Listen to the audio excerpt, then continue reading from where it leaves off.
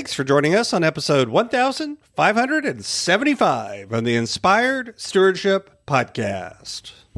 Hi, I'm Larry. And I'm Sue Pruett. We challenge you to invest in yourself, invest in others, develop your influence, and impact the world by using your time, your talent, and your treasures to live out your calling. Having the ability to prioritize your marriage in the midst of your life is key. And one way to be inspired to do that is to listen to this, the Inspired Stewardship Podcast with my friend, Scott Mader.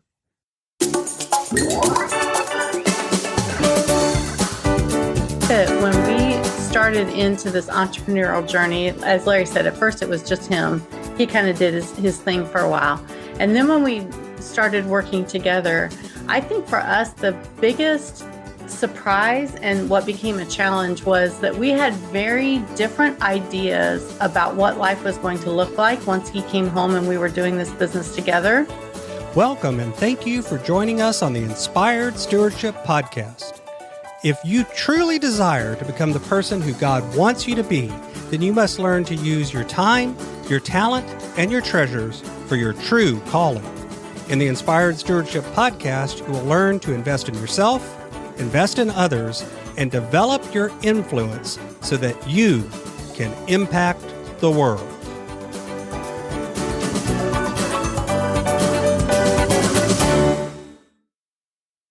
In this podcast episode, I interview Larry and Sue Pruett. I ask them about why being in business as a couple can be risky if you don't do it right. I also ask them to share with you their best advice to those couples that do want to do business together.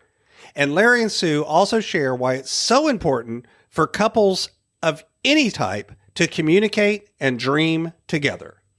I have a great book that's been out for a while now called Inspired Living. Assemble the puzzle of your calling by mastering your time, your talent, and your treasures. You can find out more about that book over at inspiredlivingbook.com. It'll take you to a page where there's information and you can sign up to get some mailings about it as well as purchase a copy there. I'd love to see you get a copy and share with me how it impacted your world. Larry and Sue have been married for over 35 years and are the parents of 5 adult children. They've been entrepreneurs for over 20 years, with the last 12 or more years being full-time. They're business and marriage coaches who help married entrepreneurs build the business of their dreams side by side. Welcome to the show, Larry and Sue. Hi, thank you so much for having us. Thanks, Scott. Looking forward to it. Absolutely. So it's always different when you have a couple, but in this case, I think it's really fitting given what y'all's message is and what you're putting out into the world. So why don't you share with us a little bit more? I shared a little bit in the intro, but intros are kind of like Instagram photos. They never really show the whole story. So talk a little bit more about how y'all have worked together over the years, what you've done, and then how you've gotten to this point where this is the message that you're putting out into the world. Yes, it's really interesting because we started working together within the first year of us being married. Obviously, we weren't running our own business at that stage. We worked for an employer, and so we were together like all the time, and we worked a lot of hours such. And we even had somebody make a funny comment to us during that time. Oh, somebody asked me about 2 months into it, don't you ever get a break from each other? And I was like, why would I want a break? We thought that was foreign. We just thought that was the normal thing, is we want to spend the rest of our life together and we want to be together. We didn't even realize how unusual that was. And so we navigated things even in kind of the beginning part where we're getting to know each other in our marriage and such. And then we went through a lengthy period of time where we were in a one-income family. As we started having children. We've got 5 kids, and Sue homeschooled them all the way through. And so that consumed a lot of time. Your time. Yeah.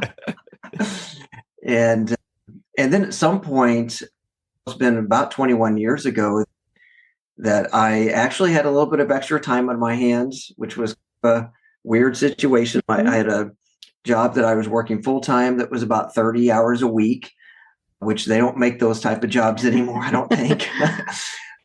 But I started just saying, I just thought, let's just sell some stuff online, bring in a little bit of extra income.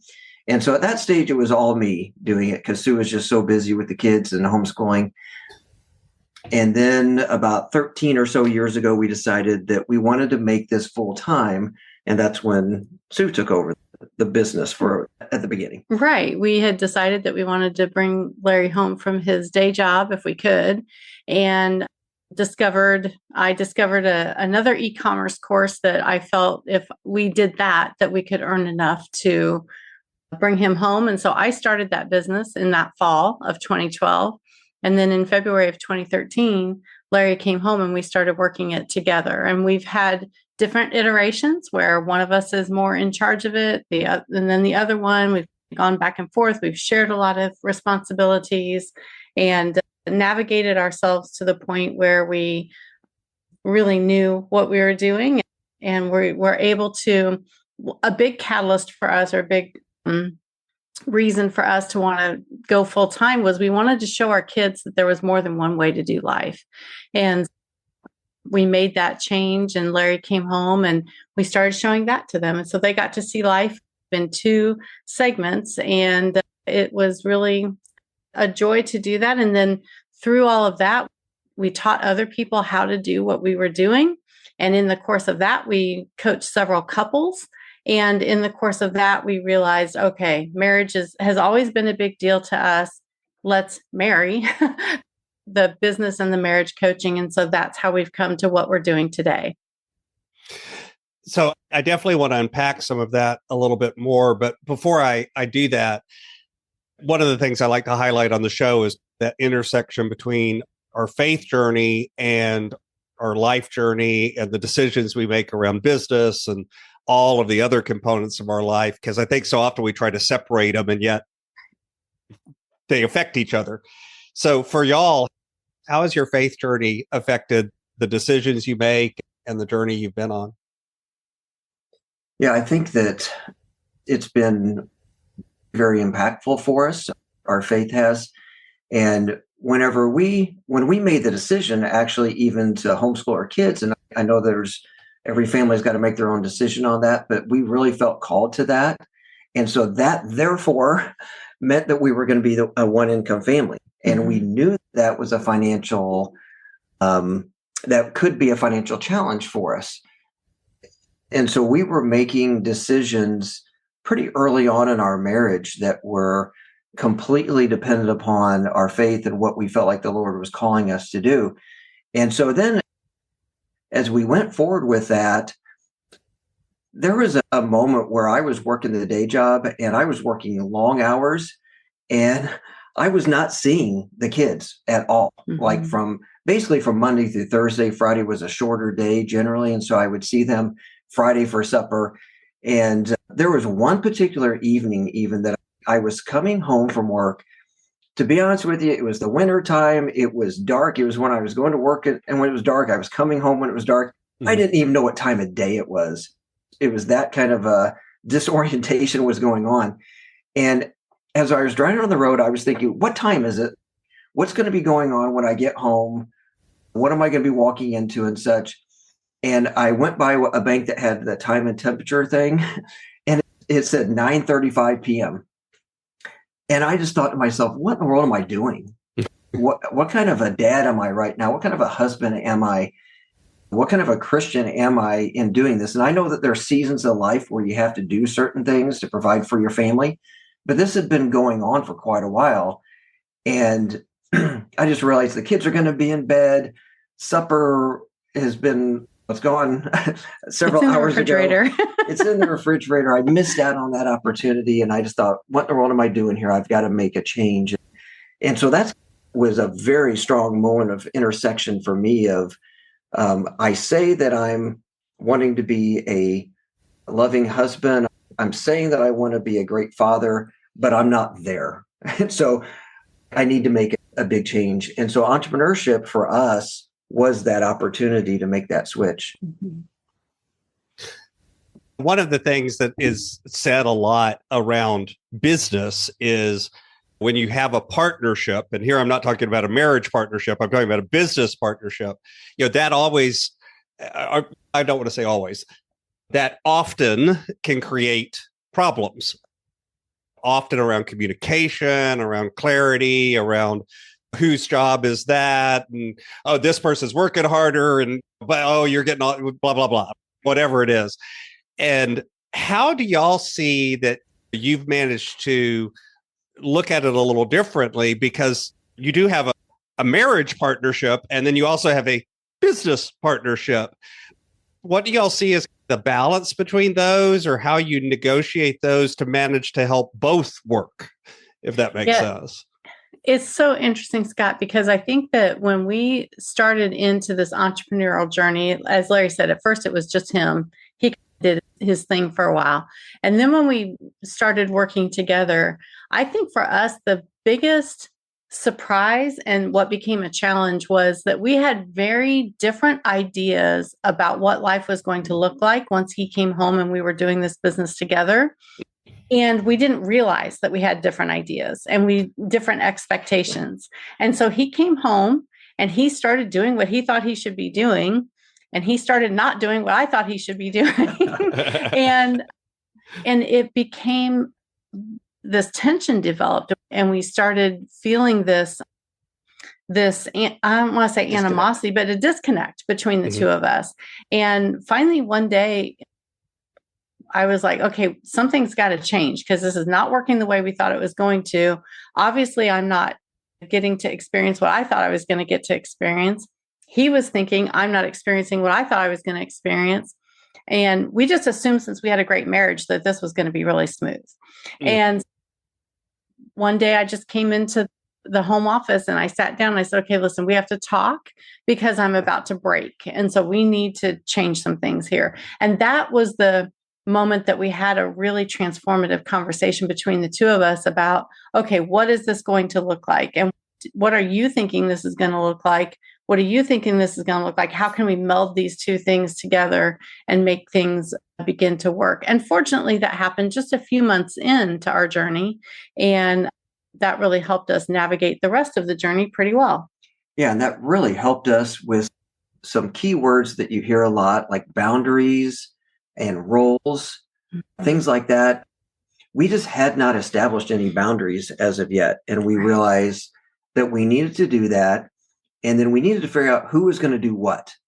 And just a big key that we have realized over the years now is that, first of all, the roles within the home can and probably will be different than the roles within the business.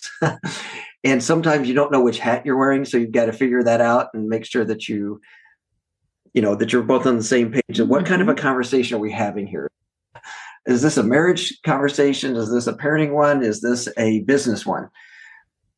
But then also with the roles within the business, just to give you an example here, whenever I came home from my day job, I did not want to manage people anymore. I was burned out on that terribly.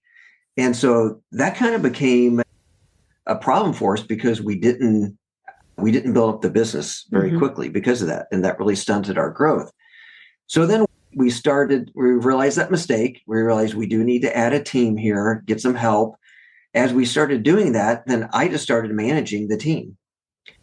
I guess maybe we thought that because that's what I had done in my day job. Right. You'd had the experience of being a manager in your previous work. And we thought, oh, you know what you're doing. So go for it. But I don't necessarily know what I'm doing. And so some problems came up. It was just adding so much stress to me and everything. And I just realized this is everything that I hated about my day job. So why am I still doing this? And then the kids were getting older and more independent, and some of them were even moving out of the house. And so we realized Sue's got a little bit more time on her hands. She's much better at this. I'd been doing it for a while. When you homeschool 5 kids, you manage people. Oh, yeah. And often manage people that don't really want to be there or don't want to do what you ask them to do. Yeah, exactly. I was a school teacher for 16 years. I'm very familiar. Yes. Used to dealing with people who don't cooperate and don't do what they're told and everything. Yeah. Don't necessarily really want to be there right then. You don't want to be there. And so our kids were our employees also along the way. So that's also kind of part of the equation. But we had other people as well. And we had built up a team of about 10 people at one point. I just realized I hate this. And so we just sat down, had a conversation. We just reassigned some roles.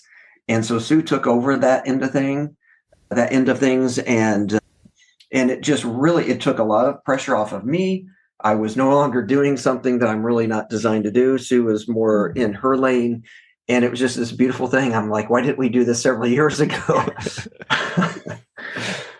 What's interesting too to me is what you're pointing out is, because again, I work with a lot of business owners. I work with a lot of small business owners like y'all do, not necessarily married couples, business owners. And when they talk about a partnership, everything that y'all just said applies whether you're married or not.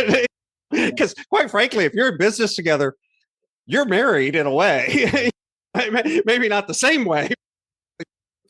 You're spending a lot of time together. You're spending a lot of energy together. You've got a lot tied together in terms of what happens to one of you affects the other of you. And so having those conversations and that clarity, I think, is important in business. Stop. And in marriage, stop. It's just y'all happen to be blending them in a way. Yeah. You know, when folks come to you thinking about it, you know, boy, everyone always tells us this is crazy, but we feel like maybe we should be working together or doing business together, or maybe they've already gotten started and stumbled into it. It's just not going the way they want it to, but they still feel like it's something worth doing. What's some of the advice you give them, or what's the first step for people that are exploring that idea of maybe doing life together and doing business together in their life? Yeah.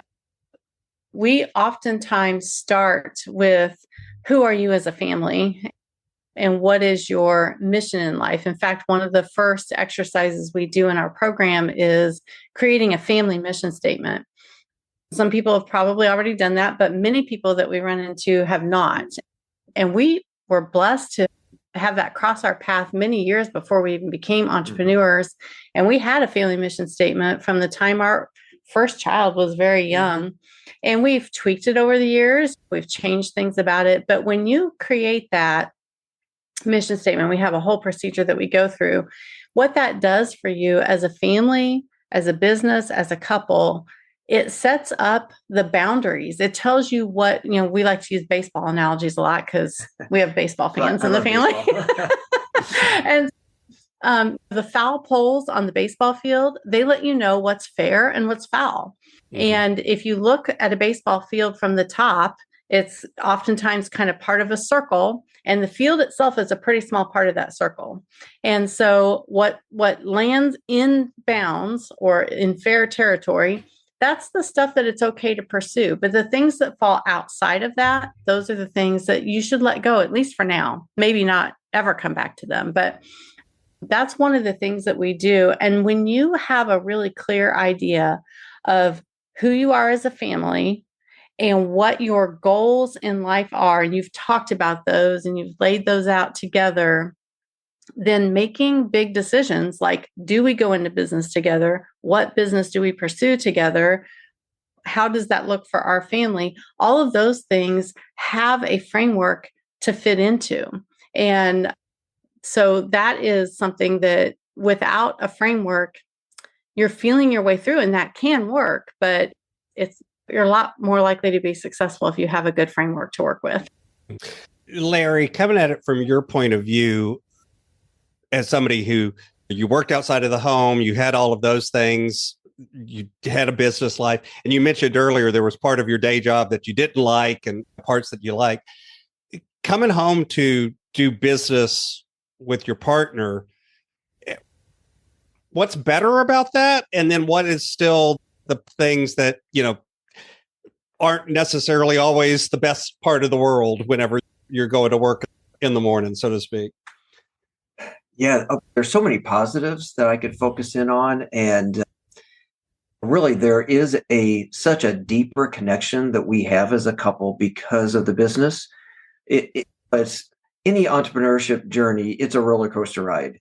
And riding a roller coaster is fun, but it's even more fun whenever you're doing it with other people and you've got people you love right next to you and such. I don't know. I haven't ridden a roller coaster in a long time, but you get the analogy. Yeah, whenever we are struggling, we're struggling together. When we're excelling together. And so there's a deep connection that is really hard to duplicate, I think, in almost any other way of doing life. I'm sure there are some examples, but it'd be hard for me to think of some. And then I'll include the entire family situation as well. Whenever I left my day job, our oldest was 18 years old and our youngest was 7. And so during these last 12 years, the amount of time I've been able to spend with my children has been, I don't even know, it's infinity more than what it was before. And to the point where I would have these trips that I would take to source product, and they'd be a 12 to 14-hour day. And at some point I thought, why don't I just take one of the kids with me every time? And so that connection that we had as with my kids was irreplaceable because of this as well. And they have such good memories of all that and such, even to the point where whenever I would go on a trip, the kids were arguing and fighting over whose turn it was. And I had to come up with this written schedule of who had gone when and all that type of stuff. And they had their certain criteria. They had to get a free meal for it to count. So if we just went for an hour or two and came back home, that did not count. They were still their turn next and such. So there's just so many positives. On the negative end of things, we made a lot of mistakes and we learned a lot. Some of it Sue has already referenced, not really having our rules outlined very well. The expectations that we went into it with were separate. And just to really have a vision and a dream that we're on the same page together is so crucial. And there's been moments where we're drifting. I'm going this way, she's going that way. And then there's just red lights going off and everything. It's like, we got to get back together here. So there's potential downside if we were talking to someone not long ago, a couple, and they were running the same business and they had a lot of different ideas on how to do it. And so one of the spouses just opened up a separate business that was basically competing with the first business, and there was plenty of room for competition and such, but it just, oh my goodness, you're taking those opposites, like the opposite skills and the opposite personalities, and you're looking at those as negatives. You need to realize that the two of you are completing each other as a couple and as business partners here, and you need to just stay in your own lane and do your work. And so the downside is that it can be divisive if you're not really careful and you don't have that foundation set. Mm-hmm. So for you, when you think about going into business, and so when Larry came to you and said, okay, I'm thinking about quitting my day job and let's go do this together, what was your biggest hope? And then what was your biggest fear about changing to that kind of point in your life? Scott, it's really interesting because we had talked about it off and on for years about Larry perhaps coming home and not being in a day job anymore. And actually, I was the one who was pushing for it. And there was finally a time in the summer of 2012 that Larry came home. He'd had a very frustrating day at work. He had gotten home late that night. And so the kids were in bed and everything. And he was sharing with me his difficulties at work that day and just verbally just shared everything. And then he finally said something that I had been waiting for him to say. And he said, "What do you think about that?" And I was silent for a solid minute because I knew the words I use right now are going to be super important to what happens next. And they can be very impactful. And I can go the way of supportive cheerleading wife, or I can go the way of ranting lunatic. And I just basically, the Lord just dropped it in my brain. Just say this: how long are you going to let them keep doing this to you? Because I wanted him to see that what he was experiencing, he didn't have to continue to experience. And I wanted him to be able to leave that environment. And when we had that conversation, that was the night that we decided, okay, we got to figure something else out. You've got to do something else, and started keeping our eyes open for what could we do next? What could work? And shortly after that, the Lord brought that training across my path that I ended up taking. So for me, it was a lot of excitement because I knew I crave just that physical presence of him all the time. That's my love language, is physical touch and closeness. That's one of the big ones. And we didn't have that hardly at all at that time. And I really was looking forward to having more and more of that in my life. So there was some probably trepidation over, is this going to work financially? Is this going to work for our family? Are we going to navigate this well? But frankly, as a one-income family, we had never been wealthy. We had never experienced a time that I didn't have to think about being careful with money and everything. So that wasn't a piece that I really feared. I just want to make sure we would have enough. And we have. The Lord's blessed us all the way through. And I don't think I can say that there was a lot of fear for me. I'm actually the bigger risk taker than Larry, but that was something that I was really excited that we were going to be able to pursue. So when you think about couples that are working on their marriage, and again, maybe it is that one income family, or maybe they are thinking about starting a business, one of them or both of them, what's the most important things? You mentioned earlier having a family mission statement starting on the family side. So let's assume we've done that, and we've communicated that, and we've arrived at, okay, this is the plan and how it's going to work for us and our family. This falls within that baseball field. This is fair. Mm-hmm. When they start thinking about the other side, the business side, what are some of the first things that you encourage them to think about? I just think it's so important for couples to be on the same page, to have the same dream, to have the same vision together. And so part of that family mission statement is doing just that. And so the family mission statement just moves really nicely into that business mission statement or vision statement, whatever you want to call that. So again, these are all foundational things that are just so important that we have these things in place so that when problems come up, because they will, you've got something to fall back on to get your bearings again. So we really work with people to have that mission, to have that foundation going, and then to make sure that again, that they're dreaming together, they're on the same page, that they have got their margins built into their life, that they can focus in on where they are to be going, that they've got that connection. We use that word a lot, that they're connected as a couple, they're connected as a family. And then honestly, once you get all of those foundational things going, then there's a million different ways you can go as far as the business aspect of things. So we work with people in all different kinds of industries and fields. Our background's e-commerce, so we've kind of had a tendency to draw some e-commerce sellers into our fold, into our audience. But again, once you get that foundation going, then you can build on it a lot of different directions, and there's a lot of freedom in that. Yeah, absolutely.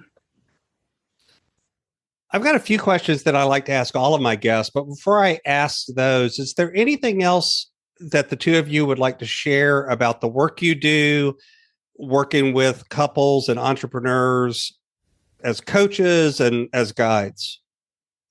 I think the first thing that comes to my mind is that most of us say the word yes way too often. And we encourage people to say no more often, and to say no guilt-free and with confidence. And that's part of what Sue is talking about again with the foul poles and such, because we all kind of suffer from shiny object syndrome. There's always something new and exciting, and you were just about to succeed, and then you go and you jump over to something else. We get distracted, we get overwhelmed, we're just trying to do too much.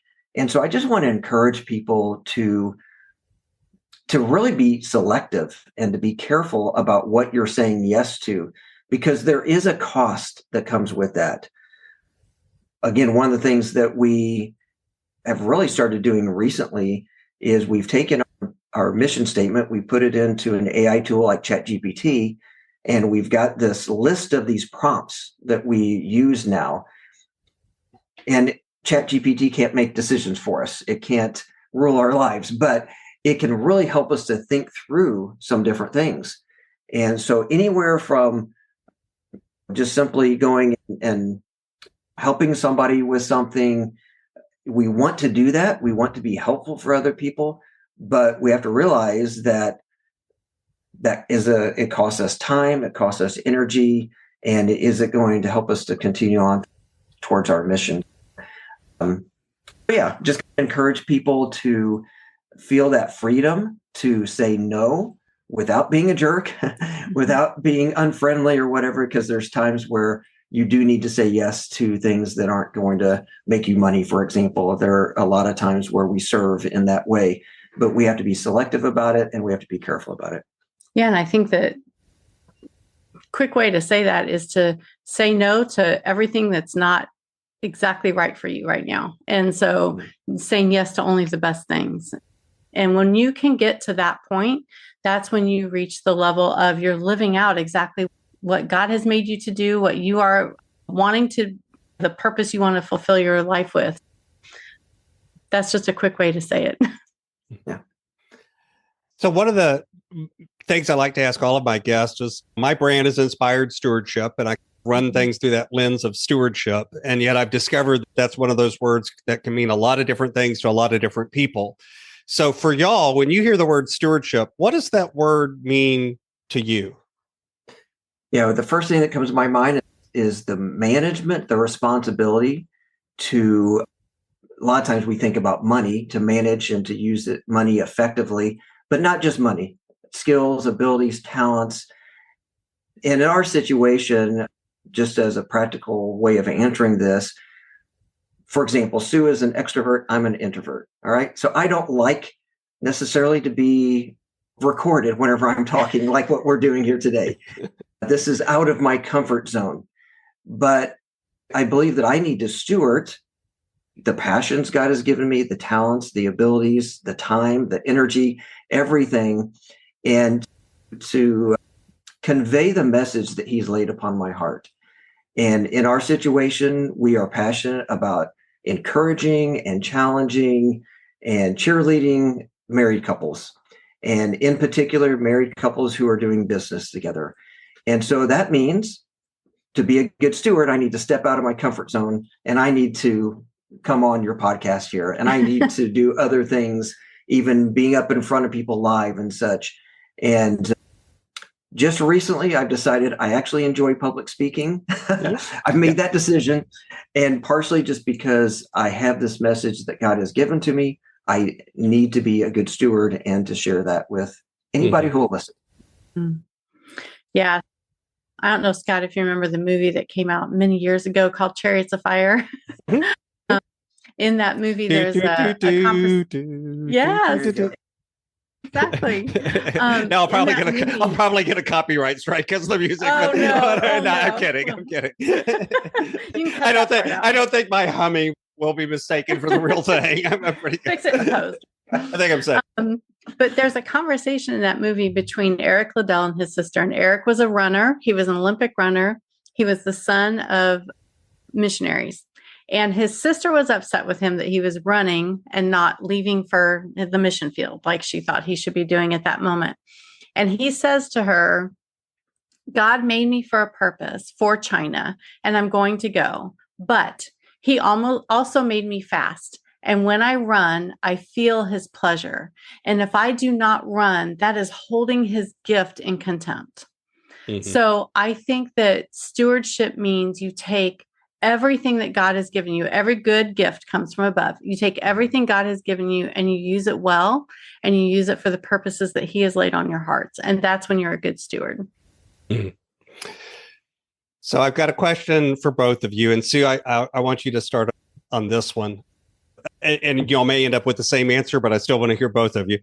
If I invented this magic machine And with this machine, I could pluck you from where you are today and transport you into the future, maybe 150, maybe 250 years. And through the power of this machine, you were able to look back and see your entire life, see all of the connections, all of the ripples, all of the impacts you've left. What impact do you hope you've left in the world? I hope there's a lot more people in God's kingdom because of what I've done. We obviously have a sincere desire to spread the gospel. And the verse always springs to mind, and I should memorize the reference too, but it talks about there's nothing that gives me more pleasure than to see that my children are walking in the truth. So I'm hoping to see that my children and my children's children and their children all follow suit in pursuing the Lord and in seeing. We talked about one of the things we wanted to do was show our kids that there was more than one way to do life.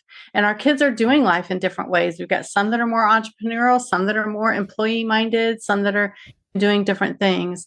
And so I hope that just continues in our family line. What about you? Larry? Yeah, good answer. So our big, hairy, audacious goal is to end divorce within the church. And I know that's one of those that will never take place, never really happen. It's like our sanctification process of becoming more and more like Christ. We're never going to become like Christ, but that's our goal. So we have these big, lofty goals. And so looking back on my life, I would like to see marriages that were saved, lives that were impact and generational impact, where not just that one, even though one is super important, not just that one relationship, but how that impacts that couple's children and grandchildren and down through the ages. So what's coming next on your journey as you continue on this journey? So we are working right now in groups of couples with leading them through what we call the 224 pathway. And we're helping them to find their purpose, develop their family mission statement, as well as then pursue doing exactly what God has made them to do. And that's really where we're at right now.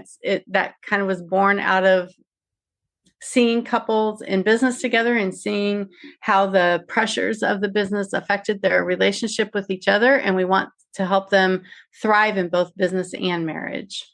And so our real goal is to develop community. Yeah. With entrepreneurs, we're a little bit crazy. We're a little bit unique. The average person out there doesn't really get us and understand us. And how could they, right? So we want to build this community of married entrepreneurs who build into each other's lives, as well as us leading them through our pathway, as Sue said. And we do that in a group coaching experience to create that mastermind community type of a feel to things, and then an ongoing community for long-term encouragement and support. And you can find out more about Larry and Sue over at sidebysidebusiness.com. Of course, I'll have a link to that over in the show notes as well, so it's easy for you to find. Larry and Sue, anything else you'd like to share with the listener? We'd also like to offer your listeners, if it's okay, a gift. If they go to sidebysidebusiness.com/connect, they can get a hold of our Connect cards, which is really just a tool that you can use to make sure that you get connected at least once a day, where you're just having a conversation, maybe outside of the normal day-to-day business stuff. Some of them are just fun and light. Some of them get a little deep. Some of them are more business oriented. Some of them are more family oriented. But we would love to give your listeners that. And just the deeper you connect, the more likely you are to find success in both your marriage and your business. And that's our thing. We say we want to help married entrepreneurs build the business of their dreams side by side. So you're staying shoulder to shoulder as you make your way in the world. Awesome. And I would just add to that, guys, these questions and the answer time are really short. You can do this, all right? The ladies are much more willing to jump into these type of things. And us guys, sometimes we're like, I'm tired. I don't feel like talking. Literally 2 minutes, 5 minutes, something like that. And just that short-term commitment will make a huge difference in the connection between you as a couple. And again, I'll put a link to that as well over in the show notes. So if anyone that didn't get that, it's going to be found at sidebysidebusiness.com/connect. And of course, I'll put that in the show notes as well. Thanks so much for being here today. Thanks so much, Scott. We really enjoyed it. Thanks so much for having us on. Thanks so much for listening to the Inspired Stewardship podcast. As a subscriber and listener, we challenge you to not just sit back and passively listen, but act on what you've heard and find a way to live your calling. If you enjoyed this episode, please do us a favor. Go over to inspiredstewardship.com/iTunes rate, all one word, iTunes rate. It'll take you through how to leave a rating and review and how to make sure you're subscribed to the podcast so that you can get every episode as it comes out in your feed. Until next time, invest your time, your talent, and your treasures. Develop your influence and impact the world.